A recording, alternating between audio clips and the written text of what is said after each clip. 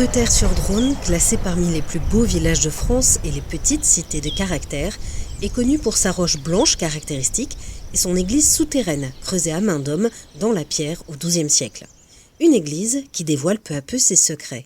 Alors derrière cette porte, il y a un vestibule et qui est en fait une nécropole. Jusque dans les années 1960, on ignore la présence des tombes creusées dans le calcaire tendre qui est le sol sur lequel nous vivons. À cette époque, on redécouvre ces corps innombrables qui sont là et on les réserve, on les réduit et on récupère tous les ossements que l'on rassemble dans une fosse commune, en fait, qui se trouve au fond du vestibule. Et il y a une dizaine d'années de cela, pour des raisons scientifiques et par curiosité, on a confié ces ossements donc à des anthropologues, à une société qui s'appelle la société Hadès, bordelaise.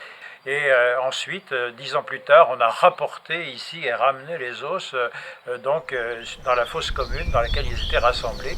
C'est un moment extrêmement émouvant. Quand on a extrait les os, c'était émouvant bien entendu, mais là ça l'est peut-être encore davantage parce qu'ils retrouvent en fait leur terre d'origine. Et on a participé, quelques habitants, donc au transport de ces ossements, à leur installation avec les archéologues. Et donc on est les héritiers en fait de ces personnes qui sont là. Qu'est-ce qu'on sait de toutes ces personnes ? Alors on en sait peu de choses. C'est ça peut-être la difficulté. Et on s'est aperçu qu'on avait transporté ainsi environ 2000 personnes, à peu près moitié femmes, moitié hommes. Ce qu'on sait, c'est qu'ils étaient certainement tous chrétiens, puisqu'en fait on était dans un lieu sacré et il fallait certainement monnayer sa présence à cet endroit, être inhumé le plus près des reliques, c'était important, voilà, c'est lié à la pensée chrétienne bien entendu. Et il n'y avait pas d'objets les accompagnant dans leur tombe.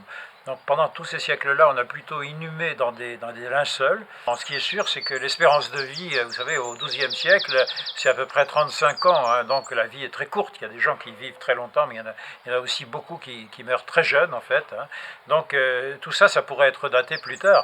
Ce qui est intéressant, c'est que ce qu'on a conservé là, c'est un sujet, on peut dire, d'étude pour donc les générations futures qui pourront peut-être se pencher sur la question. Et on n'a pas tout découvert parce que y a la partie connue aujourd'hui interne de l'église, mais il y a aussi tout un aspect extérieur qui n'a pas été exploré.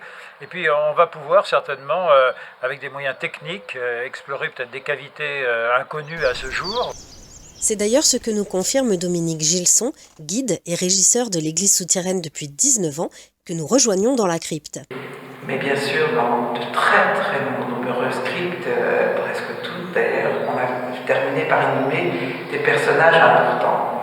Alors ici, si l'église a été fouillée, étudiée, eh bien la crypte ne l'a pas été. Ce qui veut dire que peut-être il y a quelque chose sous le sol. Mais pour l'instant, il repose en paix. Exactement. Vous pouvez visiter l'église souterraine d'Aubeterre-sur-Dronne tous les jours de l'année, sauf le 25 décembre et le 1er janvier.